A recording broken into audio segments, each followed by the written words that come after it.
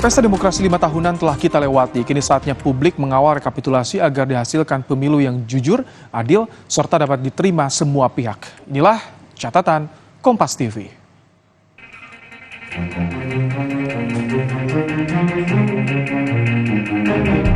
Pemilihan umum 2024 sudah dilaksanakan pada 14 Februari kemarin. Setelah muncul hasil hitung cepat dari lembaga survei, kini publik harus menunggu hasil rekapitulasi dan penetapan dari KPU.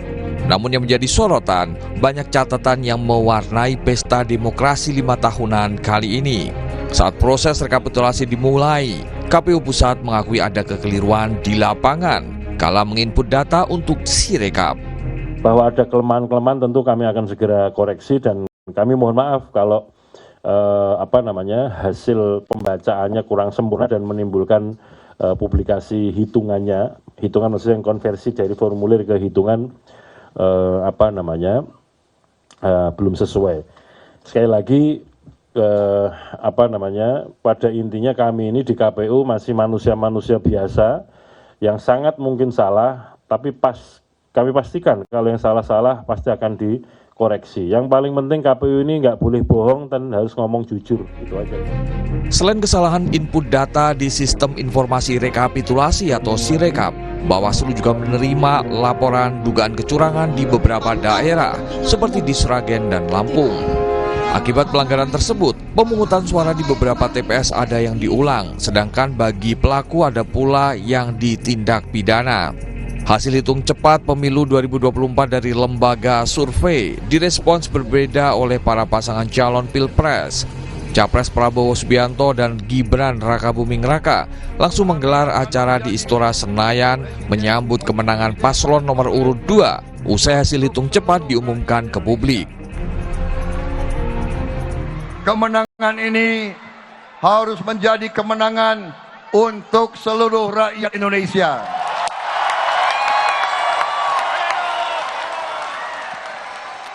Prabowo, Gibran, dan seluruh koalisi Indonesia Maju, kami akan merangkul semua unsur dan semua kekuatan.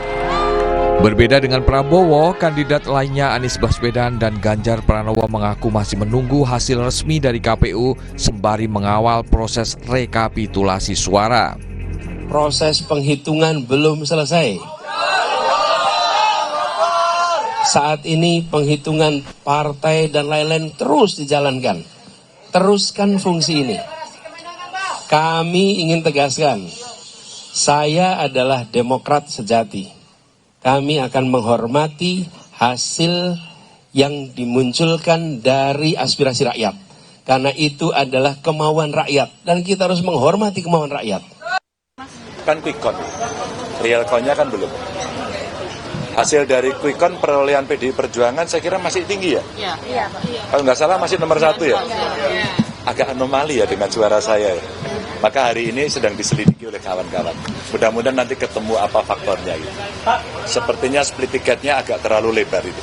Apakah ini terstruktur, sistematif, masif gitu aja. Ini yang sifatnya laporan.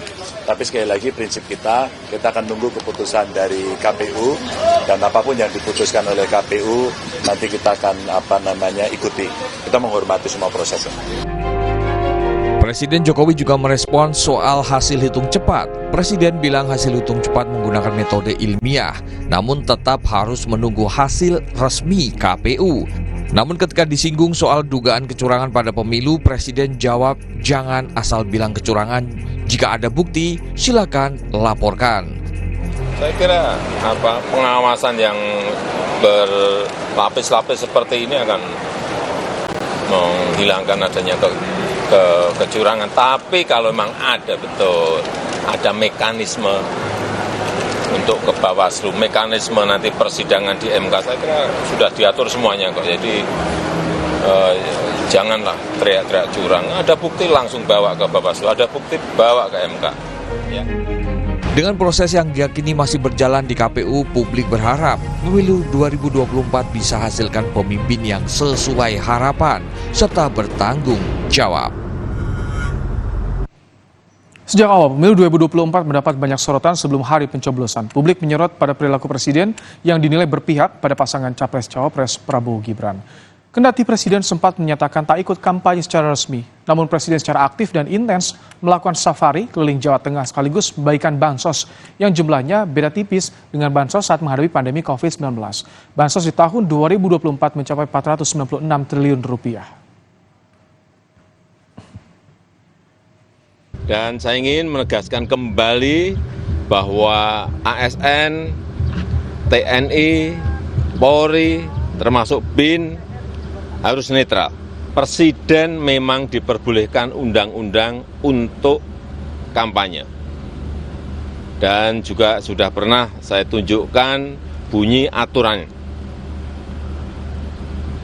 Tapi jika pertanyaannya apakah saya akan kampanye, saya jawab, tidak, saya tidak akan berkampanye.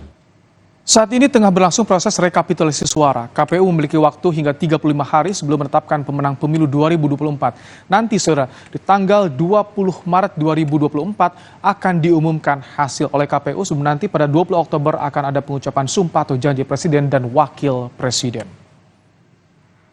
Ya, saudara, KPU sebagai penyelenggara pemilu harus menunjukkan sikap profesional sampai nanti seluruh tahapan pemilu dan juga proses hukum jika ada gugatan selesai dilaksanakan. Kita harap pemilu 2024 bisa hasilkan pemimpin sesuai harapan serta tidak menyisakan kecurigaan dan ketidakpuasan secara berlebihan.